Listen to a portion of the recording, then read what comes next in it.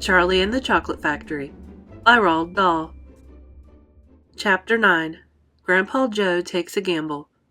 The next day, when Charlie came home from school and went in to see his grandparents, he found that only Grandpa Joe was awake. The other three were all snoring loudly. "Shh!" whispered Grandpa Joe, and he beckoned Charlie to come closer. Charlie tiptoed over and stood beside the bed. The old man gave Charlie a sly grin, and then he started rummaging under his pillow with one hand, and when the hand came out again, there was an ancient leather purse clutched in the fingers. Under cover of the bedclothes, the old man opened the purse and tipped it upside down. Out fell a single silver sixpence. "It's my secret hoard," he whispered. "The others don't know I've got it, and now you and I are going to have one more fling at finding that last ticket. How about it, eh? But you'll have to help me." "Are you sure you want to spend your money on that, Grandpa?" Charlie whispered. "Of course I'm sure," spluttered the old man excitedly. "Don't stand there arguing. I'm as keen as you are to find that ticket. Here, take the money and run down the street to the nearest shop and buy the first Wonka bar you see and bring it straight back to me, and we'll open it together." Charlie took the little silver coin and slipped quickly out of the room. In 5 minutes he was back.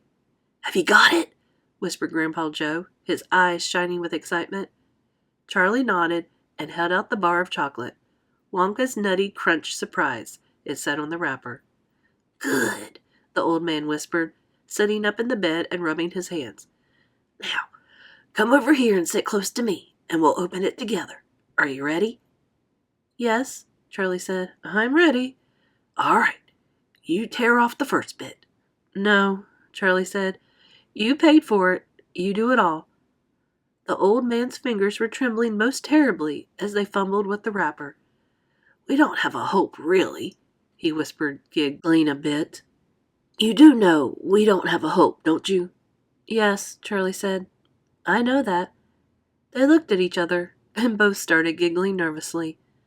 "Mind you," said Grandpa Joe, "there's just that tiny chance that it might be the one. Don't you agree?" "Yes," Charlie said. "Of course." "Why don't you open it, Grandpa?"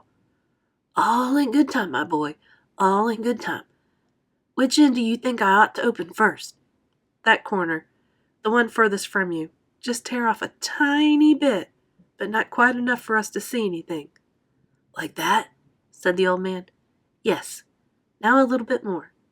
"You finish it," said Grandpa Joe. "I'm too nervous." "No, Grandpa. You must do it yourself." "Very well, then. Here goes." He tore off the wrapper. They both stared at what lay underneath. It was a bar of chocolate, nothing more. All at once they both saw the funny side of the whole thing, and they burst into peals of laughter. "What on earth's going on?" cried Grandma Josephine, waking up suddenly. "Nothing," said Grandpa Joe. "You go on back to sleep." Chapter 10. The Family Begins to Starve. During the next 2 weeks, the weather turned very cold. First came the snow. It began very suddenly one morning, just as Charlie Bucket was getting dressed for school. Standing by the window, he saw the huge flakes drifting slowly out of an icy sky that was the color of steel. By evening, it lay 4 feet deep around the tiny house, and Mr. Bucket had to dig a path from the front door to the road. After the snow, there came a freezing gale that blew for days and days without stopping. And oh, how bitter cold it was! Everything that Charlie touched seemed to be made of ice, and each time he stepped outside the door, the wind was like a knife on his cheek. Inside the house, little jets of freezing air came rushing in through the sides of the windows and under the doors, and there was no place to go to escape them.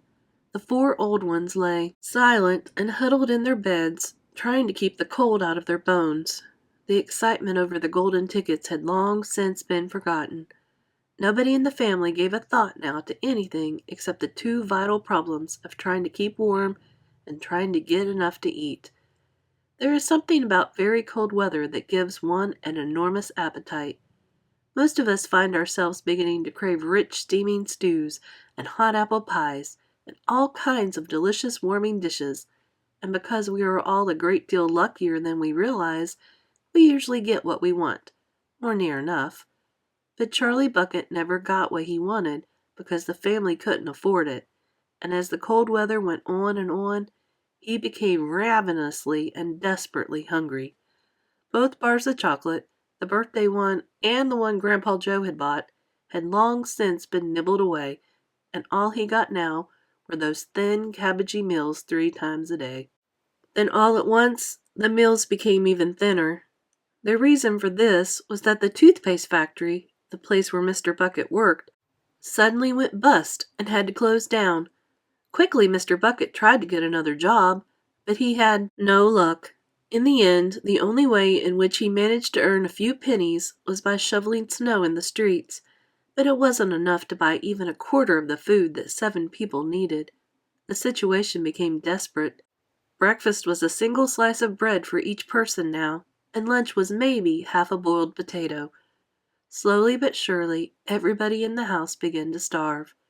And every day, little Charlie Bucket, trudging through the snow on his way to school, would have to pass Mr. Willy Wonka's giant chocolate factory, and every day, as he came near to it, he would lift his small pointed nose high in the air and sniff the wonderful sweet smell of melting chocolate.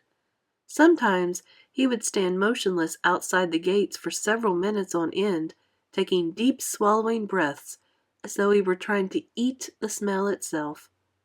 "That child," said Grandpa Joe, poking his head up from under the blanket one icy morning, "that child has got to have more food. It doesn't matter about us. We're too old to bother with.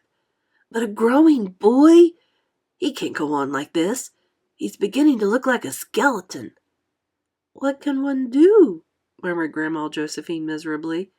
"He refuses to take any of ours. I hear his mother tried to slip her own piece of bread onto his plate at breakfast this morning, but he wouldn't touch it. He made her take it back." "He's a fine little fella," said Grandpa George. "He deserves better than this." The cruel weather went on, and every day Charlie Bucket grew thinner and thinner. His face became frighteningly white and pinched. The skin was drawn so tightly over the cheeks that you could see the shapes of the bones underneath.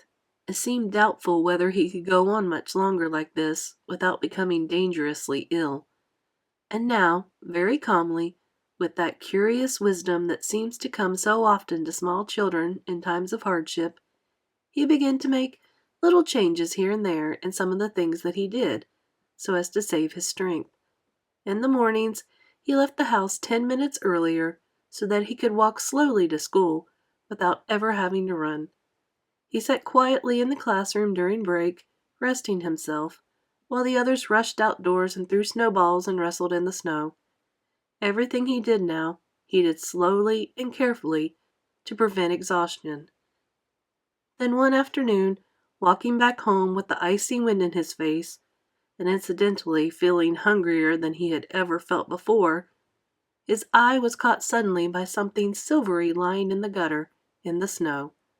Charlie stepped off the curb and bent down to examine it. Part of it was buried under the snow, but he saw at once what it was. It was a 50-pence piece. Quickly he looked around him. Had somebody just dropped it? No, that was impossible because of the way part of it was buried. Several people went hurrying past him on the pavement, their chins sunk deep in the collars of their coats, their feet crunching in the snow. None of them was searching for any money. None of them was taking the slightest notice of the small boy crouching in the gutter. Then was it his, this 50-pence? Could he have it? Carefully Charlie pulled it out from under the snow. It was damp and dirty, but otherwise perfect. A whole 50-pence!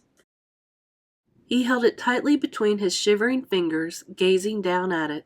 It meant one thing to him at that moment, only one thing. It meant food.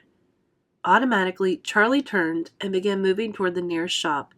It was only 10 paces away. It was a newspaper and stationery shop, the kind that sells almost everything, including sweets and cigars. And what he would do, he whispered quickly to himself. He would buy one luscious bar of chocolate and eat it all up, every bit of it, right then and there. and the rest of the money he would take straight back home and give to his mother.